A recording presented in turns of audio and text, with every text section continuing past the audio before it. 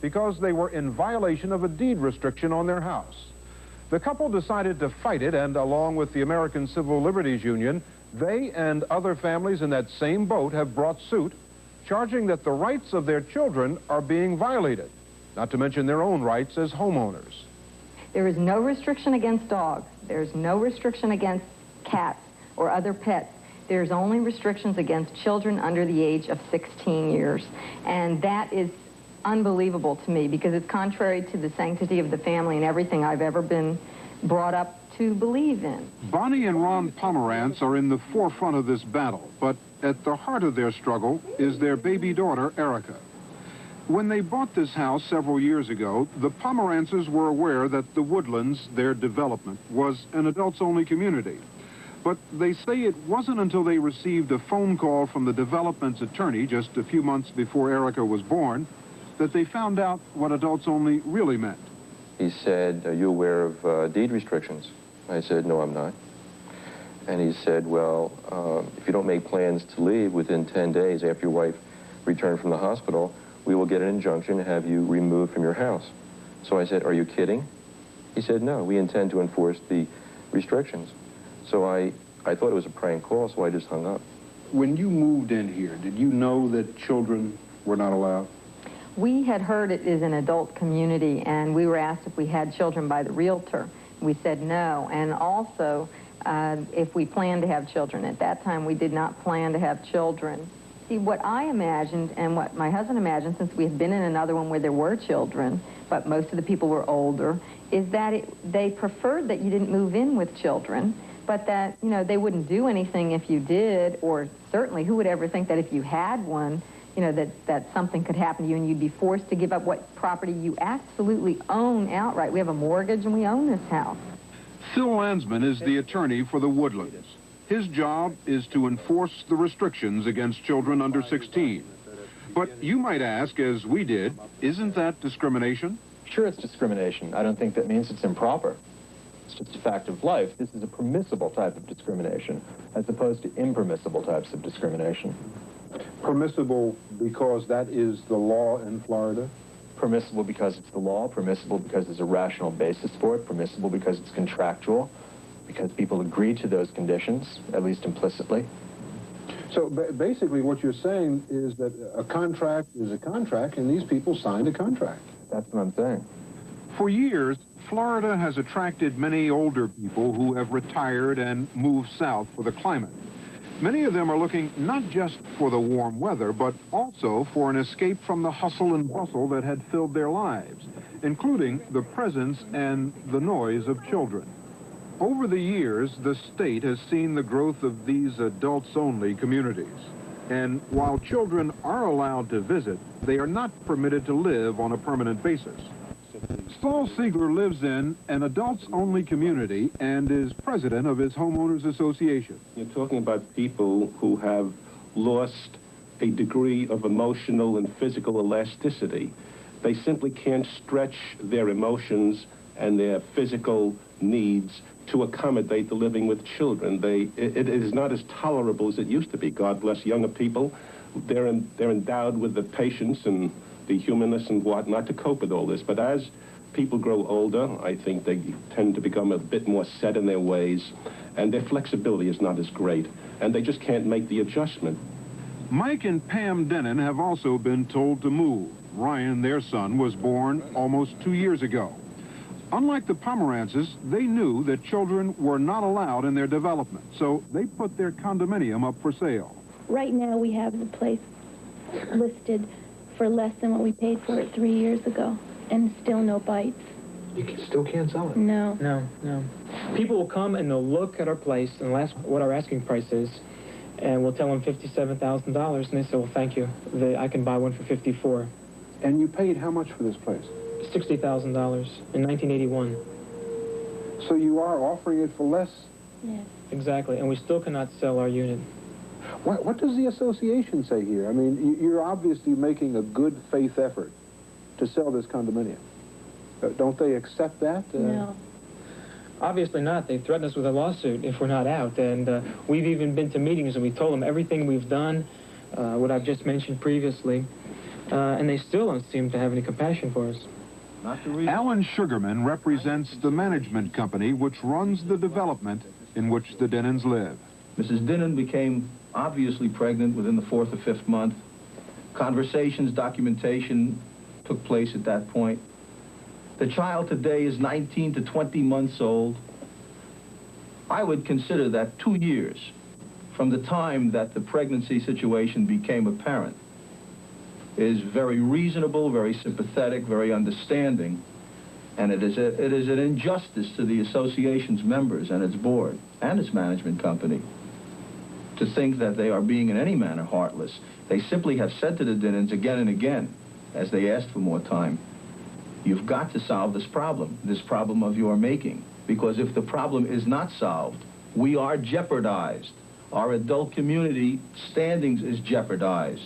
Everyone worries about the rights of the child, and we shouldn't infringe upon them, but we all sitting here also have rights, and we do have the rights as free people, free choice, having lived a good, full life, to make our own decision as to where we want to live, how we want to live, with whom we want to live. And I think we have equally as much rights as the child. But the problem here in Florida is not limited to single-family homes or condominiums. It can also be found in these mobile home parks, which provide a more affordable place for many people to live. It's a lot cheaper to buy in here than to purchase a house or a condo. But these mobile home parks are also run by associations made up of the owners who live here. And just as in many other adult-only communities, many of them have been set up to exclude children. I really have a right to have anybody I want in my home. I assume this. Including your grandchild. Right. This group of people from 3 different families, all of whom live in mobile homes, have been told they have to leave because they have children or grandchildren living with them. I was always under the assumption wherever I lived, when you own your own property, you own your own place. It's yours to do with as you please. But that's not true down here. But what upsets many of them more than having to move is the attitude of their neighbors. When we're wheeling the baby through the neighborhood in the stroller, if someone is mowing their lawn or they're outside on a chaise taking some sun, they get up and they walk away. Or if we go to the pool, if there are 7 or 8 people there, they stand up and leave. It's almost as if we were a minority in a restricted country club. Do you ever regret that you had this child because of what you have to go through? It's a blessing. And that's why we just can't understand why they're discriminating against him. I polled them. I polled the entire community. I said, what do you really want the baby out? And I got the same answer from 30 people. We put in our time. Our children are grown. And we don't want to see babies or hear babies. But don't take it personally, you and Valerie. It's not you guys we want out, it's that baby. When I passed another neighbor and I was polling, I said, what's the real reason? And after he gave me the story about putting in his time and raising his children, he said, you let one baby in, the whole neighborhood goes down.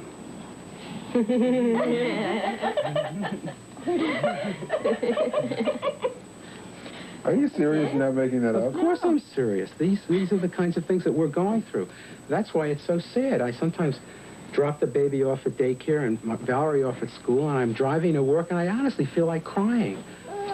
It's a very, very sad situation. Bob Handelsman has been unable to sell his mobile home and, like the other people you've met in this report, has decided to fight the adult-only restrictions. But they are not the first. And the fact is that most of those who have gone to court have lost. Generally, Florida courts have upheld the constitutionality of the restrictions. And just about half of the states in this country permit such restrictions. Ron and Bonnie Pomerantz, Erica's parents, turned to their elected representatives for help. Larry Smith, member of Congress, sorry, can't help you. Lawton Childs, senator, sorry, can't help you. Office of the Governor, sorry, can't help you. U.S. Department of Justice, sorry, can't help you. U.S. Department of Housing and Urban Development, sorry, can't help you. Department of Health and Human Services, sorry, can't help you. There's a lot of them. We can't go through all of them. All right. Why do Paula Hawkins, sorry, can't help you. Why do you think that the members of Congress, the United States Senate, who represent you, say they can't help you? Because children can't vote.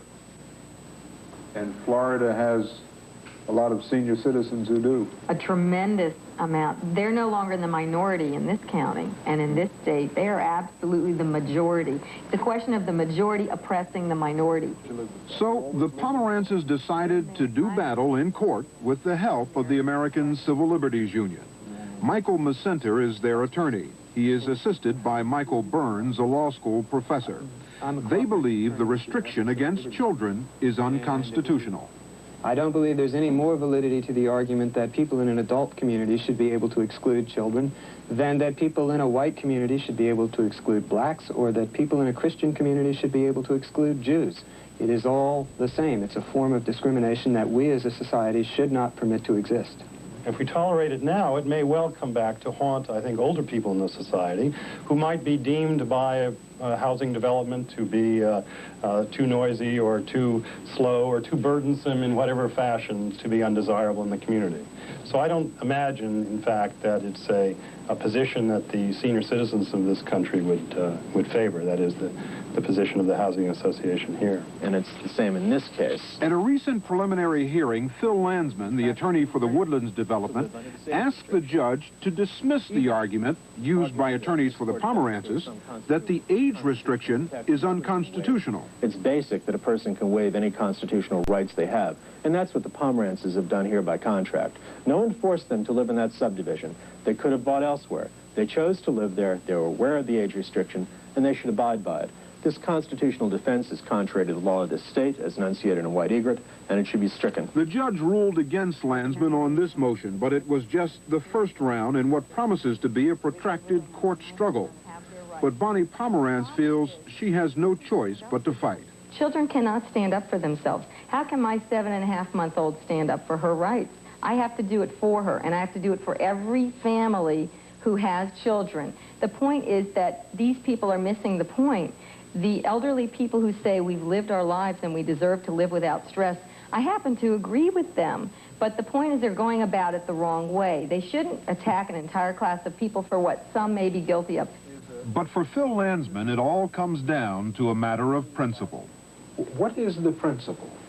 The principle is that a person should honor their contracts. And if they've agreed to live a certain way, in harmony with their neighbors, that they should do what they've promised to do. That's the principle, that a man should be as good as his word. What happens to you if you do lose and you have to go? I really, right now, I don't know. I guess I would have to sell this for whatever I could get, pay off my bills, and then I don't know. I really don't know what I would do. We would probably have to face foreclosure. Yeah. So it would be a complete financial disaster. It's a nightmare.